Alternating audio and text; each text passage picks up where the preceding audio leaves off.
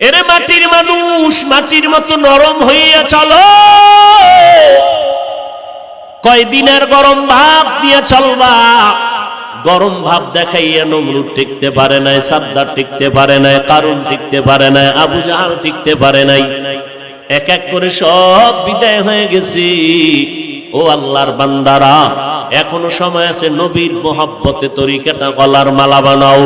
ও এলাকার মুসলমান, ও পর্দার আড়ালের আম্মা জানেরা, বোনেরা, ও বৃদ্ধ বাবাজি, মাটির মতো নরম তবিয়তটা, অভ্যাসটা অন্তরে নিয়া সন্তানগুলোকে আদর্শওয়ালা বানাও। দুনিয়া কিছুই না রে বাবা। আজকে আমি টাকার গরম দেখাই, আমার শিক্ষার গরম দেখাই, আমার গরমের মেয়াদ কত জানেননি? আমার বক্তাগিরির একটা গরম আছে, আমার মতো বড় কণ্ঠওয়ালা বক্তা বাংলাদেশে নাই।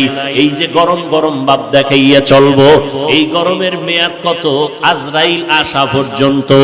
আজরাইল যখন এসে হাজির হয়ে যাবে, তখন তিনটা সাদা কাফন আমার জন্য রেডি হয়ে যাবে।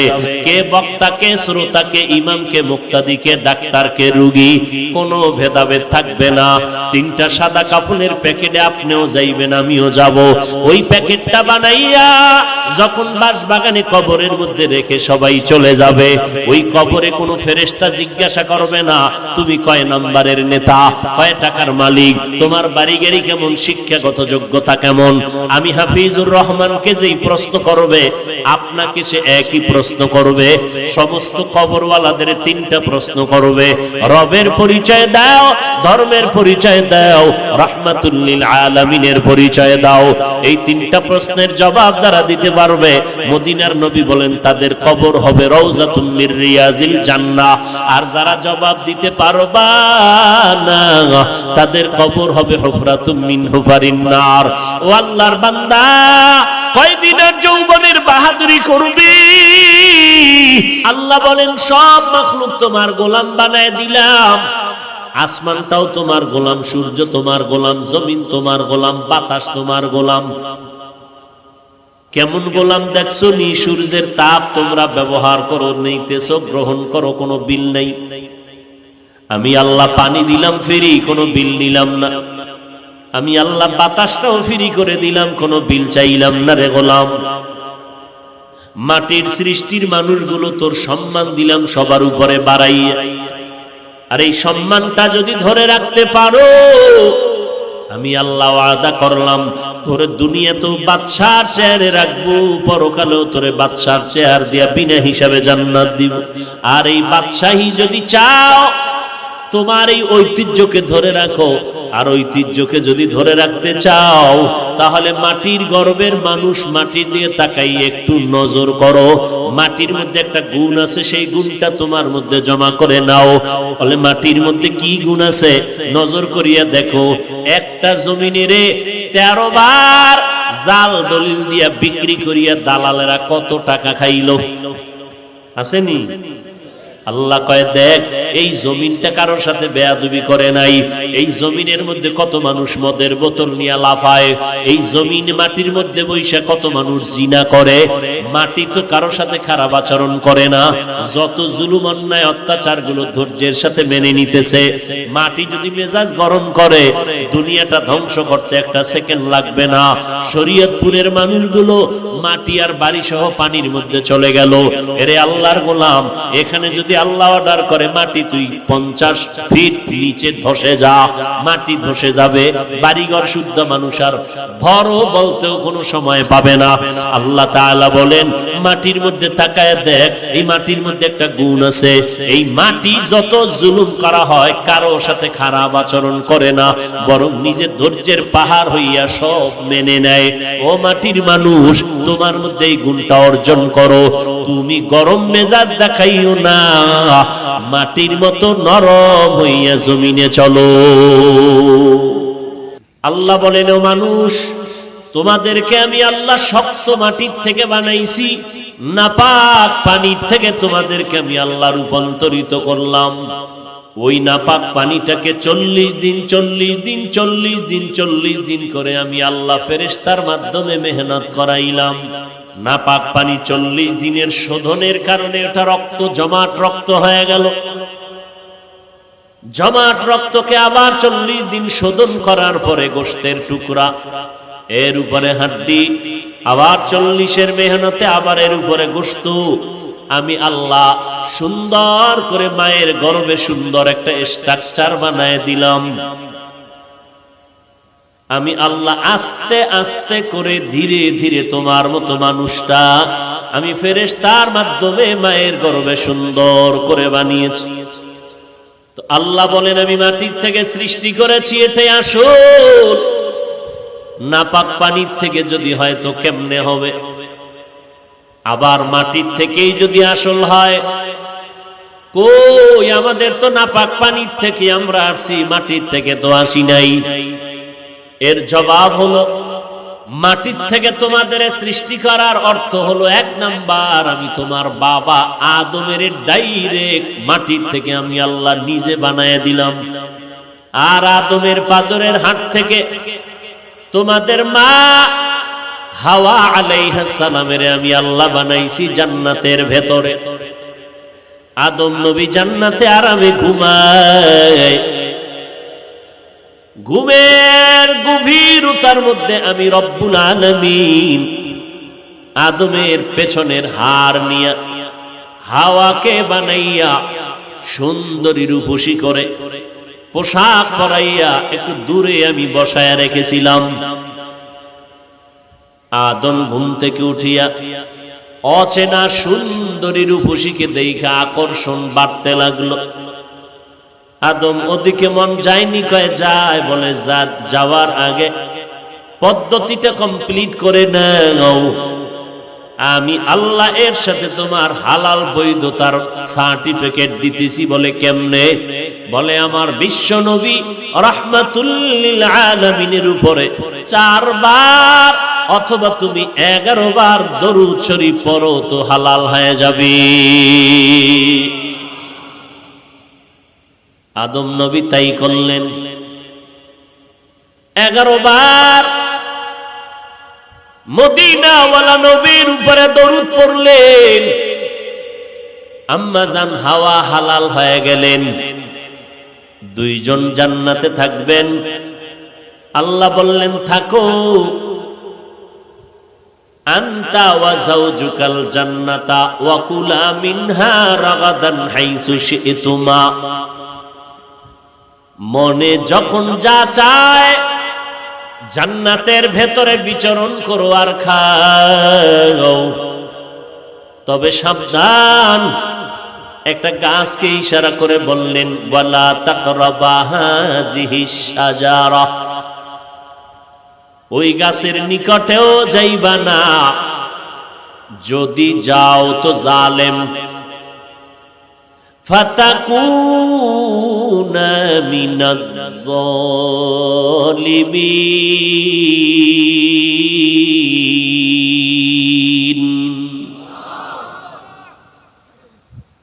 মুফাসসিরিনে কেরাম বলেন আল্লাহ আদম হাওয়াকে বিচরণ করার স্বাধীনতা দিলেন, খানারও স্বাধীনতা দিলেন, কিন্তু নিষিদ্ধ গাছেরকে বলে কেন বললেন ওখানে যাবে না? গাছটা কি বিষ গাছ নাকি ফলটা কি বিষ? মুফাসসিরিনে কেরাম বলেন না, গাছটাও কোনো খারাপ না, ফলও ভালো, ফল খারাপ না। নিষেধ কেন করেছেন? কিয়ামত পর্যন্ত আওলাদে আদমদের আল্লাহ একটা বিধান কায়েম করায় দিলেন আদমের মাধ্যমে। এই আদম সন্তান, জান্নাতের মধ্যে তোমার আব্বা আম্মা বিচরণ করেছে, মনের মতো খাইছে, কিন্তু এরপরও সীমাবদ্ধ স্কেল লাগায় দিছি, পাইলেই খাওয়া যাবে না, নিষিদ্ধ গাছের কাছেও যাইবা না। তোমাদের জিহ্বাটাও কিন্তু গরুর মতো দৌড়ায়, হালাল চেনে না, হারাম চেনে না। সাবধান, খাইতে কোনো নিষেধ নাই, স্বাধীনতা দিয়া দিলাম, তবে বাবার মতো তোমাদের উপরেও সীমাবদ্ধতা দিলাম।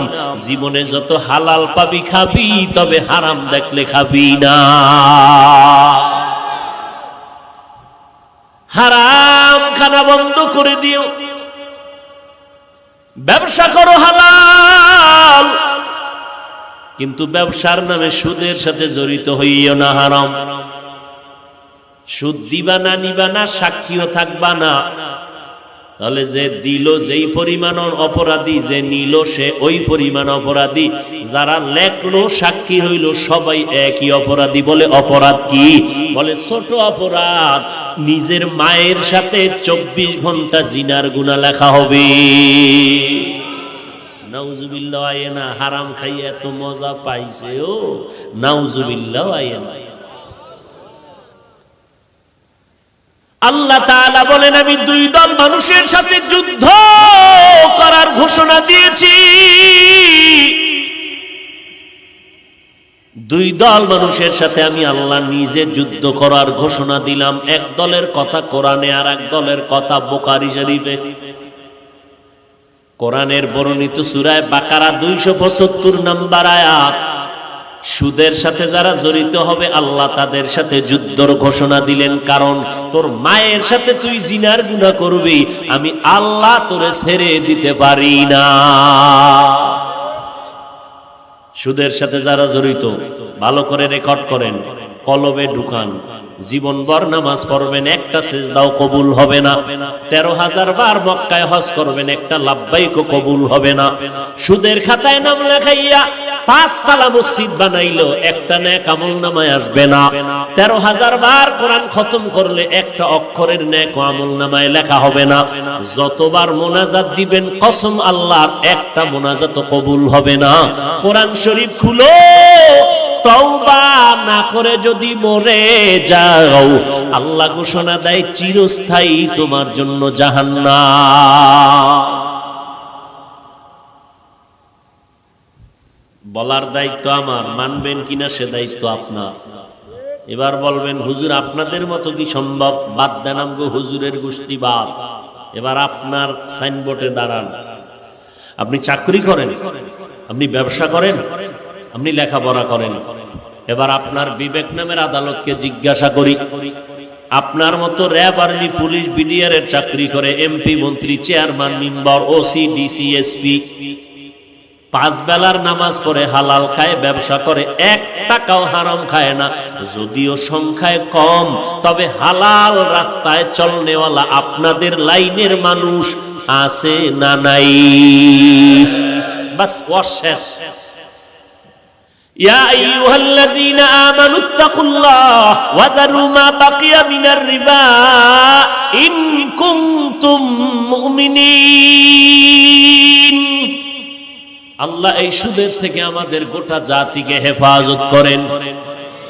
আরো জোরে বলেন আল্লাহ তাআলা বলেন, আমি মানুষ মাটির থেকে সৃষ্টি করলাম, তোমাদের আব্বা এবং তোমাদের মা এই দুইজন। আল্লাহ নিষেধ করলেন ওই গাছের কিনারায় যাবা না, গেলেন শয়তানের ধোকায়। এরপরে দুজনকে ইতিহাস আপনারা জানেন, দুনিয়ায় পাঠায় দিলেন। দুইজনে দুই জায়গায় ছিলেন, এক সময় দুজন এক জায়গায় হলেন। আরাফার ময়দানে দুজনের বহু বছর পরে মোলাকাত হয়ে গেল। দুইজন এবার সংসার করা শুরু করলেন। রান্না বাড়ি করার জন্য আগুন দরকার, আমার আল্লাহ আগুনের ব্যবস্থা করলেন। এমন আগুন দিলেন যে আগুনে পাত্র পর্যন্ত পুড়ে যায়, রান্না হবে কি? দুইজন আদম ও হাওয়া আলাইহিমাস সালাম, দুইজনের সংমিশ্রণে বছরে বছরে 2টা সন্তান হতো। প্রত্যেক বছর 2 সন্তান, একটা ছেলে একটা মেয়ে। পরের বছর আবার একটা ছেলে আর একটা মেয়ে, যমজ। আদম নবীর শরীয়তে নিয়ম হলো আগের বছরের ছেলেটা পরের বছরের মেয়েটাকে বিয়া করবে, আপন ভাই বোন। আগের বছরের মেয়ে পরের বছরের ছেলের সাথে বিয়া হয়ে যাবে।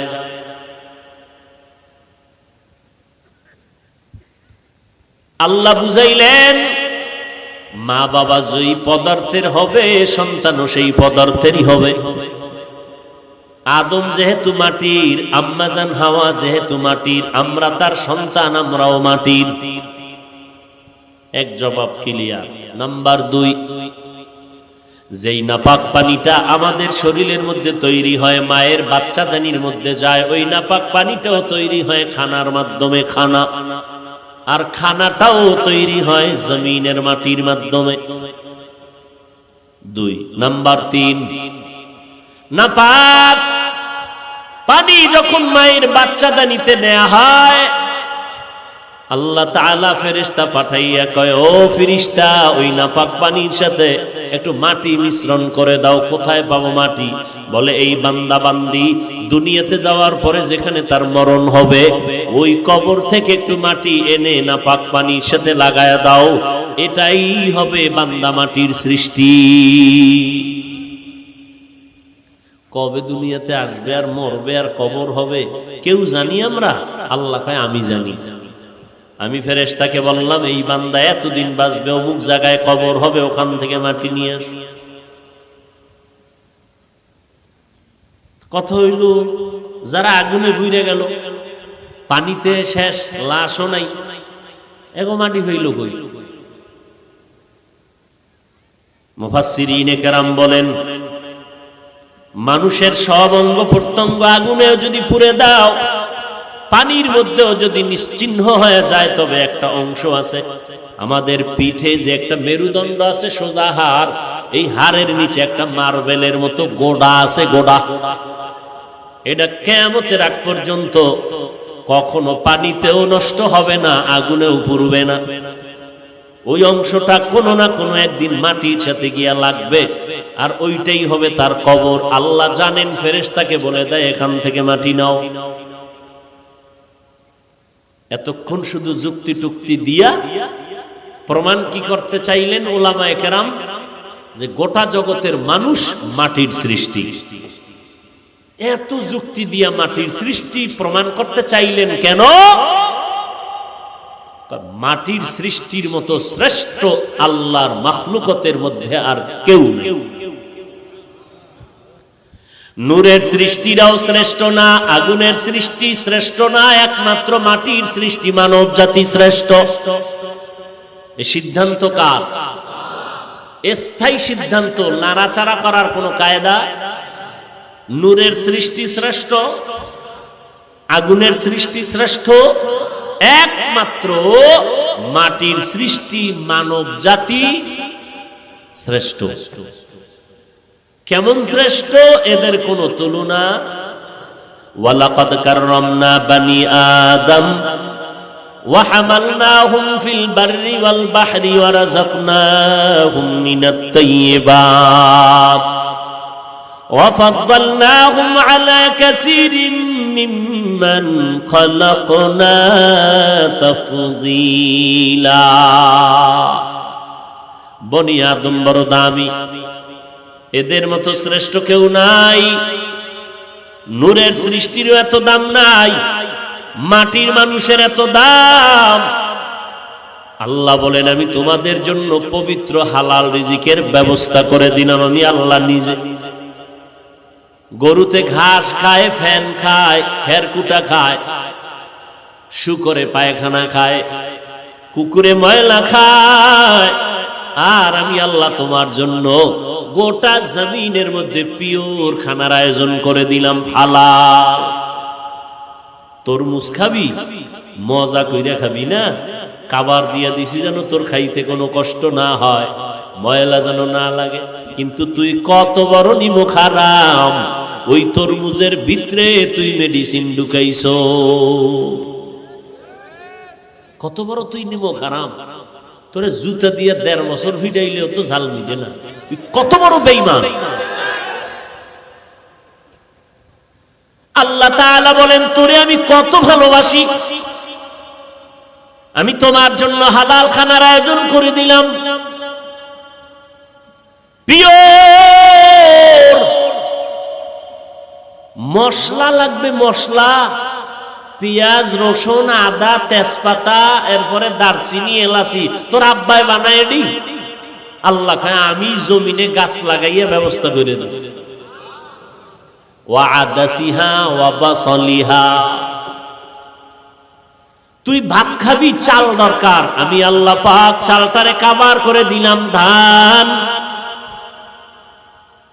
এইটারে বান্দা তুই প্রিপেয়ারিং করিয়া, শোধন করিয়া করিয়া তুই চাল বের করো। আমি আল্লাহ তাআলা ওই চালের মধ্যে এত ভিটামিন দান করলাম, তুই এত বড় নেমো খারাম, ওই চালের মধ্যে আবার মেশিন লাগাইছো, মোটাটারে চিকন বানাইছো, মেডিসিন মাইরা ভিটামিনের গোষ্ঠী শুদ্ধ উদ্ধার কইরা দিছো রে নিমো খারাম। করেনি কি মিনিগেট আরো কত কসু, পুলিশে আরে ভিডারে ভিডা, এই নাম পাইছো কই, এই 2 নাম্বারই শিখছো কই? স্যার আমার দোষ কি? যারা এটি বানায় মেশিনে ধরেন খবর নাই, সারাদিন মোরাকাবা করে মোবাইল নিয়ে, কি দেখে আল্লাহ জানে। এডি আর দেখেন 2 নাম্বারই ব্যবসা করে, দেখছেননি কারবার। ফার্মের মুরগি দিলে খায় না কেন? দেশি দাও, খাইতে গেলে দেশি, আর সব ব্যবহার করে বিদেশি। পোশাক কেন দেশিটা হবে না, গেঞ্জি বিদেশি, মুজা বিদেশি, ঘড়ি বিদেশি, মোবাইল বিদেশি, আরো সব বিদেশি, খাইতে গেলে দেশি। ডাক্তার কইছে মিষ্টি খাওয়া হারাম, খাইলেই মরবি। খায় না খায় না খায় না খায় না, এর মধ্যে গেছে সবে বরাতে জেলাপি খাইতে মসজিদে। আরে খোদা, হেন গিয়ে লাগাইছে 1 মারপিট, সমস্যা পটলা 2টা লাগবে। একটা যখন টান দিছে এটা লইছে, আর একটা টান দিকে আর একজনে দেখছে, এটা টান দিয়ে সিরা ফিরা ধুম কিলা কিনি। এইবার ওখানতে কসম খাইয়া বের হয়, খোদায় যেন হেন আর না আনে। এখানে এমন আশিকের রাসূল আছেন যারা আজকে ফজরের নামাজ পড়েন নাই, জোহরের নামাজ পড়েন নাই, আসরের নামাজ পড়েন নাই, মাগরিব পড়েন নাই, এশার নামাজ পড়েন নাই। কি বয়ান করব আপনারে? আবার একদল আসে বয়ানের আগেও বিড়ি, মোনাজাতের পরেও আবার বিড়ি টেনে টেনে বাড়ি যাবে। নাই? তুমি কি বয়ান শুনছো? এরে আল্লাহর বান্দা, কয়দিন এই জমিনে বাহাদুরি করবা? নমরুদের মতো বাহাদুর বর্তমান দুনিয়াতে কেউ নাই, কিয়ামতের আগে আসবে না। যেই নমরুদ আমার আল্লাহকে মেরে ফেলার জন্য রেডি হয়ে গেল, সেই নমরুদের আমার আল্লাহ ধ্বংস করার জন্য কোনো হয় নাই। একটা অসুস্থ মশার সাথে ছিল জুতা মোবারক। ওই মিশরের কবরস্থানের দারোয়ান হামানের লাগে যোগাযোগ কইরা এক পর্যায়ে আস্তে আস্তে কিছু টাকা জমাইয়া, এবার টাকার বাহাদুরি হইয়া বহু পরে এক সময় মিশরের চেয়ারে বসে কয়, আমি শুধু খোদা, আনা রব্বুকুমুল আ'লা, আমি সব থেকে বড় খোদা। আল্লাহ কয়, দেখ তুই কত বড় খোদা, তোর লাশটা কিয়ামত পর্যন্ত রাইখে দিবি, মানুষ দেখবে তুই কত বড় খোদা। আছে না লাশ? কোটি টাকার মালিক দেখো অভাব হয় না দূর, গরিব ঘুমায় আরাম করে মনটা বাহাদুর। ফেরাউনের লাশটা দেখো মিশর জাদু ঘরে, খায় না মাটি পোকা মাছি সবাই ঘৃণা করে। হৃদয়ে থাকিবে যার নম্রতা সদা, রহমত আসিবে সেথা প্রভুর ওয়াদা। বড়র বাড়াই থাকলে দিলে রহমত আসবে না, নিজেকে নিজে ছোট মনে করিও সদা। উঁচু জমিন থেকে পানি নিচু জমিনে যায়, তেমনি খোদার রহমত আসে নম্রতার হৃদয়। ভোগবিলাসের বাড়ি গাড়ি পরে রবে সব, থাকতে সময় স্মরণ করো আল্লাহ আমার রব। কই টাকার বালিশ বানাইয়া মনে হয় যেন ঘুমাইতেন। যমুনা গ্রুপের মালিক আল্লাহর বান্দা আজ দুনিয়ায় নাই। করোনা আক্রান্ত হয়ে গেল, ডাক্তারেরা কত হাজার কোটি টাকা চাও, নিয়ে যাও, কলম দিয়া স্টাম্প দিয়া দেই, আমারে বাঁচাও। দুনিয়ার সব ডাক্তারেরা টাকার মোকাবেলায় ওই যমুনার মালিকের আর বাঁচাইয়া রাখতে পারলো না। আল্লাহর বান্দা আজ কবরে খালি হাতে চলে গেল, তার জীবনের সব কামাই দুনিয়ার মাটিতে পড়ে রইল। মিনহা খালাকনাকুম, এরে মাটির মানুষ, আমি তোমাকে অনেক সম্মানিত করে দিলাম। মাটি উপরে মারলে নিচে যায়, থাকেও পায়ের নিচে, কিন্তু মনে মনে ভাবিস না তোর সম্মান বুঝি মাটি পায়ের নিচে না। আমি আল্লাহ তোর সম্মান এত বাড়াইয়া দিলাম, দুনিয়ার সব জিন ফেরেশতা পর্যন্ত তোর গোলামির জন্য পাগল হয়ে আছে। এখানে আমাদের ফেরেশতারা আমাদের ওয়েলকাম দিছে, স্বাগতম জানাইছে। ফেরেশতারা আমাদের গোলামি করে, জিনেরা আমাদের গোলামি করে, সব মাখলুকাত তোমার আমার গোলাম। আল্লাহ তাআলা বলে তোমাদের এত সম্মান আমি বাড়ায় দিলাম।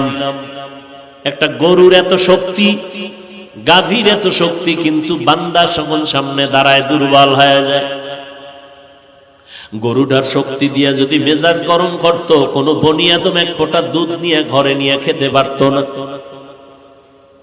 এরে আল্লাহর বান্দা, আমার আল্লাহ কেমন দয়াময় মালিক। আল্লাহ বলেন সব মাখলুক তোমার গোলাম বানায় দিলাম। আসমানটাও তোমার গোলাম, সূর্য তোমার গোলাম, জমিন তোমার গোলাম, বাতাস তোমার গোলাম। কেমন গোলাম দেখছো নি? সূর্যের তাপ তোমরা ব্যবহার করো, নিতেছো, গ্রহণ করো, কোনো বিল নেই। আমি আল্লাহ পানি দিলাম ফ্রি, কোনো বিল নিলাম না। আমি আল্লাহ বাতাসটাও ফ্রি করে দিলাম, কোনো বিল চাইলাম না রে গোলাম। মাটির সৃষ্টির মানুষগুলো তোর সম্মান দিলাম সবার উপরে বাড়াইয়া। আর এই সম্মানটা যদি ধরে রাখতে পারো, আমি আল্লাহ ওয়াদা করলাম তোরে দুনিয়াতেও বাদশার চেয়ারে রাখবো, পরকালেও তোরে বাদশার চেয়ার দিয়া বিনা হিসাবে জান্নাত দিব। আর এই বাদশাহী যদি চাও, তোমার এই ঐতিহ্যকে ধরে রাখো। আর ঐতিহ্যকে যদি ধরে রাখতে চাও, তাহলে মাটির গর্বের মানুষ, মাটির দিয়ে তাকাই একটু নজর করো। মাটির মধ্যে একটা গুণ আছে, সেই গুণটা তোমার মধ্যে জমা করে নাও। বলে মাটির মধ্যে কি গুণ আছে? নজর করিয়া দেখো। একটা জমিনেরে 13 বার জাল দলিল দিয়া বিক্রি করিয়া দালালেরা কত টাকা খাইলো? আসেনি? আল্লাহ কয় দেখ, এই জমিনটা কারোর সাথে বেয়াদবি করে নাই। এই জমিনের মধ্যে কত মানুষ মদের বোতল নিয়ে লাফায়। এই জমিন মাটির মধ্যে বৈশা কত মানুষ জিনা করে। মাটি তো কারোর সাথে খারাপ আচরণ করে না। যত জুলুম অন্যায় অত্যাচার গুলো ধৈর্যের সাথে মেনে নিতেছে। মাটি যদি মেজাজ গরম করে, দুনিয়াটা ধ্বংস করতে একটা সেকেন্ড লাগবে না। শরীয়তপুরের মানুষগুলো মাটি আর বাড়ি সহ পানির মধ্যে চলে গেল। এরে আল্লাহর গোলাম, এখানে যদি আল্লাহ অর্ডার করে মাটি তুই 50 ফিট নিচে ধসে যা, মাটি ধসে যাবে। বাড়িঘর শুদ্ধ মানুষ আর ধরো বলতেও কোনো সময় পাবে না। আল্লাহ তাআলা বলেন মাটির মধ্যে তাকায় দেখ, এই মাটির মধ্যে একটা গুণ আছে। এই মাটি যত জুলুম করা হয়, কারো সাথে খারাপ আচরণ করে না, বরং নিজের ধৈর্যের পাহাড় হইয়া সব মেনে নেয়। ও মাটির মানুষ, তোমার মধ্যে এই গুণটা অর্জন করো। তুমি গরম মেজাজ দেখাইও না, মাটির মতো নরম হইয়া জমিনে চলো। মাটির মতো নরম হয়ে চলো, গরম গরম ভাব দেখাইও না। বলে নরম চলার মাধ্যম কি? বলে বান্দা একা একা পারবা না, কারণ তোমার মধ্যে রক্তের গরম আছে, টাকার গরম আছে, ক্ষমতার গরম আছে, এলেমের গরম আছে, আমলের গরম আছে। সব গরমটাকে দমন যদি করতে চাও, তাহলে আল্লাহর পেয়ারা বান্দাদের বন্ধু হইয়া তারপরে চলো। দুনিয়ার জমিনে নিজের অহংকার ভাবটাকে বন্ধ যদি করতে চাও, তাহলে একজন খাঁটি আল্লাহওয়ালা, যাদের বয়ান শুনলে দিল নরম হয়, যাদের সংস্পর্শে গেলে বেআমলওয়ালারা আমলওয়ালা হয়, এইরকম আল্লাহওয়ালাদের সংস্পর্শে যাও। এইরকম আল্লাহওয়ালার নেক নজরে যদি থাকো, দেখবা একদিন কলবের উপরে নজর লাগতে লাগতে কলবটা দুর্বল হয়ে যাবে, নরম হয়ে যাবে। এরে নবীর উম্মত, রাগ তো আপনাদের অন্তরেও যেমন আছে, আমাদের অন্তরেও তো রাগ আছে। রাগ নাই? আপনারাও যেমন সূর্যের আলো বাতাস নেন, আমরাও তো নেই। আমরা আপনারা যেই জমিনে বসবাস করেন, আমরাও তো করি। আপনারা যেই নদীর পানি আর যেই গাছের ফল খান, আমরাও তো একই ফল আর পানি পান করি। আপনারা যেই ফল ফসল দিয়া চলেন, আমরাও তো এগুলোই খাই। আপনার আকৃতি 2 হাত 2 পা, আমারও তো একই সিস্টেমের। আপনার মেজাজটা যদি গরম হয়, আপনি আমারে 13টা গালি দিতে পারেন, আমিও তো আপনাকে গালি দিতে পারি। কিন্তু না, এই টুপি মাথায় দেওয়ার পর আমরা টুপি মাথায় দিয়া দাড়িটা লম্বা করে 5 বেলার নামাজ পড়ি, হালাল খাই। মদিনাওয়ালার তরিকা মানিয়া চলার কারণে যারা নবীর তরিকায় চলে না, আমরা তো তাদের খারাপ জানি না। এমন কি এই জমিনে বিধর্মীদের বিরুদ্ধে কোনো বয়ান করি না, হিন্দুদের বিরুদ্ধে বলি না, খ্রিস্টানের বিরুদ্ধে বলি না, ইহুদির বিরুদ্ধে বয়ান করি না। এমন কি আমার মুসলমান ভাইরা যারা নামাজ পড়ে না, রোজা রাখে না, আমরা তাদের বিরুদ্ধে কোনো বয়ান করি না।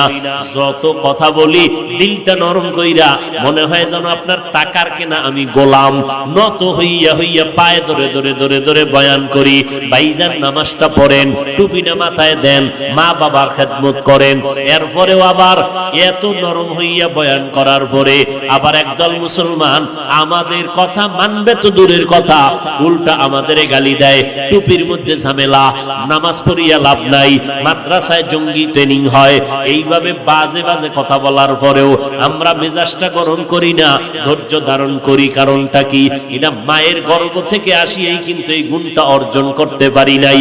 আমার মদিনার নবীর আদর্শ আর নবীর সুন্নত আর কোরআন তেলাওয়াতের পরে আমাদের আল্লাহওয়ালা উস্তাদ যারা মুরব্বী, এদের সোহবতে গিয়া বয়ান শুনতে শুনতে শুনতে শুনতে মোটামুটি একটা কন্ট্রোলের মধ্যে নিয়ে আসি অন্তরটারে। রাগ আসলেও সেটাকে দমন করার চেষ্টা করি। সারা দুনিয়ার ইহুদিরা ভয় পায়, সারা দুনিয়ার খ্রিস্টানেরা কোরআনওয়ালাদের ভয় পায়। কেন? সারা দুনিয়ার যত অস্ত্রওয়ালারা আছে, হুজুরদের হাতে কোনো অস্ত্র নাই, হুজুরদের কাছে কোনো টাকা নাই, হুজুরদের হাতে জমিনের কোনো ক্ষমতা নাই। এরপরও সমস্ত দুনিয়ার টাকাওয়ালা ক্ষমতাওয়ালারা, অস্ত্রওয়ালারা কোরআনওয়ালাকে কেন ভয় পায়? ওরা জানে এই হুজুরের দল, মদিনার নবীর মোহাব্বত যাদের। এরপরও আমরা কত গালি শুনি, চুপ চুপ চুপ। একটা জবাব তো দূরের কথা, উল্টা জবাব দেই। কি? ইমাম সাহেবের কতই না বাজে কথা বলে কত মানুষ। এরপর মোনাজাতে দোয়া করে, আল্লাহ এলাকায় শান্তি দান করেন, ব্যবসায় বরকত দান করেন, কবরওয়ালাদের আযাব মাফ করে দেন, অসুস্থ রোগীদের সুস্থ বানায় দেন। কয়নি ইমাম সাহেব? কোনদিন বরদোয়া করেন। কারণ মিনহা খালাকনাকুম, এরে মাটির মানুষ, মাটির মতো নরম হইয়া চলো। কয়দিনের গরম ভাব দিয়ে চলবা। গরম ভাব দেখাইয়া নমরুদ টিকতে পারে নাই, সাদ্দার টিকতে পারে নাই, কারুন টিকতে পারে নাই, আবু জাহাল টিকতে পারে নাই। এক এক করে সব বিদায় হয়ে গেছি। ও আল্লাহর বান্দারা, এখনো সময় আছে, নবীর মোহাব্বতে তরিকাটা গলার মালা বানাও। ও এলাকার মুসলমান, ও পর্দার আড়ালের আম্মা জানেরা, বোনেরা, ও বৃদ্ধ বাবাজি, মাটির মতো নরম তবিয়তটা, অভ্যাসটা অন্তরে নিয়া সন্তানগুলোকে আদর্শওয়ালা বানাও। দুনিয়া কিছুই না রে বাবা। আজকে আমি টাকার গরম দেখাই, আমার শিক্ষার গরম দেখাই, আমার গরমের মেয়াদ কত জানেননি? আমার বক্তাগিরির একটা গরম আছে, আমার মতো বড় কণ্ঠওয়ালা বক্তা বাংলাদেশে নাই। এই যে গরম গরম ভাব দেখাইয়া চলবো, এই গরমের মেয়াদ কত? আজরাইল আসা পর্যন্ত। আজরাইল যখন এসে হাজির হয়ে যাবে, তখন 3টা সাদা কাফন আমার জন্য রেডি হয়ে যাবে। কে বক্তা, কে শ্রোতা, কে ইমাম, কে মুক্তাদি, কে ডাক্তার, কে রোগী, কোনো ভেদাভেদ থাকবে না। 3টা সাদা কাফনের প্যাকেটে আপনিও যাইবেন, আমিও যাব। ওই প্যাকেটটা বানাইয়া যখন বাঁশবাগানে কবরের মধ্যে রেখে সবাই চলে যাবে, ওই কবরে কোনো ফেরেশতা জিজ্ঞাসা করবে না তুমি কয় নাম্বারের নেতা, কয় টাকার মালিক, তোমার বাড়ি গাড়ি কেমন, শিক্ষাগত যোগ্যতা কেমন। আমি হাফিজুর রহমানকে যেই প্রশ্ন করবে, আপনাকে সে একই প্রশ্ন করবে। সমস্ত কবরওয়ালাদের 3টা প্রশ্ন করবে। রবের পরিচয় দাও, ধর্মের পরিচয় দাও, রাহমাতুল লিল আলামিনের পরিচয় দাও। এই 3টা প্রশ্নের জবাব যারা দিতে পারবে, মদিনার নবী বলেন তাদের কবর হবে রওজাতুম মির রিয়াজিল জান্নাহ। আর যারা জবাব দিতে পারবা না, তাদের কবর হবে হুফরাতুম মিন হুফারিন নার। ও আল্লাহর বান্দা, কয়দিনের যৌবনের বাহাদুরি করবি?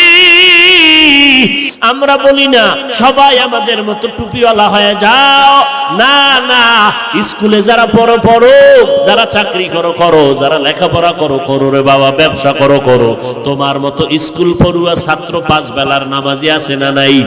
তাহলে তুমি কেন পারবা না? তোমার আমার মতো কত বান্দা জীবনে মাদ্রাসায় পড়ে নাই, আলিফ বা তাও জানে না, এই রকম বান্দা র্যাব, আর্মি, পুলিশ, বিডিআরের চাকরি করে, এক বেলার নামাজও বাদ দেয় না। নিজের বিবেকটাকে জিজ্ঞাসা করো রে বাবা, তুমি কেন 5 বেলার নামাজ পড়তে পারো না? তোমার আমার মতো কত আল্লাহর বান্দা এই জমিনের মধ্যে রাস্তায় গাড়ি চালায়, নামাজ ছাড়ে না, নদীর মধ্যে মাছ ধরে, নামাজ বাদ দেয় না, কৃষি কাজ করে, গামছা বিছাইয়া নামাজ পড়ে, তারপরও নামাজ ছাড়ে না। ও আল্লাহর বান্দা, আল্লাহ আকল দিছে, বিবেক দিছে, চিন্তা করো তুমি কেন পারবা না? ও পর্দার আড়ালের আম্মা জানেরা, আপনারা নবীদের মা, আলেমের মা, সাহাবায়ে কেরামের মা, হাফেজে কোরআনের মা, আপনারা দামি দামি সন্তানের মা, আপনাদের মর্যাদা আমার আল্লাহ বাড়িয়ে দিয়েছেন। ও পর্দার আড়ালের মা বোনেরা, আপনাদের কি মনটা চায় না একজন আলেম হাফেজের মা হইয়া কবরে যাবেন? ও মা, দুনিয়াটা কিছুই না, আজকে আপনার টাকা পয়সা বাড়ি গাড়ি অভাব নাই, এমন একটা দিন আসবে সাদা কাফনের প্যাকেট বানাইয়া যখন কবরে নিবে, আপনার সন্তানগুলো মা মা বলে চিল্লায় কাঁদবে, আপনি কোনো জবাব দিতে পারবেন না।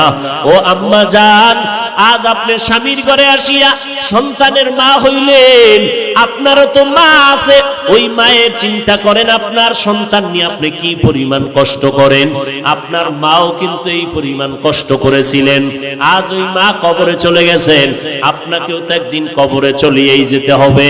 ও পর্দার আড়ালের আম্মা জান, আপনারা খাদিজা রাদিয়াল্লাহু আনহার মতো নারী, ফাতেমা রাদিয়াল্লাহু আনহার মতো নারী, নবীজির বিবি আয়েশা রাদিয়াল্লাহু আনহার মতো আপনারা নারী, আপনাদের জান্নাত যাওয়া বড় সহজ। স্বামীর খেদমত করেন, মাল হেফাজত করেন, সন্তানগুলো আদর্শওয়ালা বানান, সন্তানটাকে আদর্শওয়ালা আদবওয়ালা বানান। সন্তান ডাক্তার হবে আলহামদুলিল্লাহ, তবে আদর্শ যেন ঠিক থাকে। আপনার সন্তান ইঞ্জিনিয়ার বানাবেন আলহামদুলিল্লাহ, তবে সন্তান যেন চরিত্রহীন না হয়। আপনার সন্তানের একজন বড় ডাক্তার বানাবেন আলহামদুলিল্লাহ, তবে ব্যবহারে যেন কোনো মুরব্বীরা কষ্ট না পায়।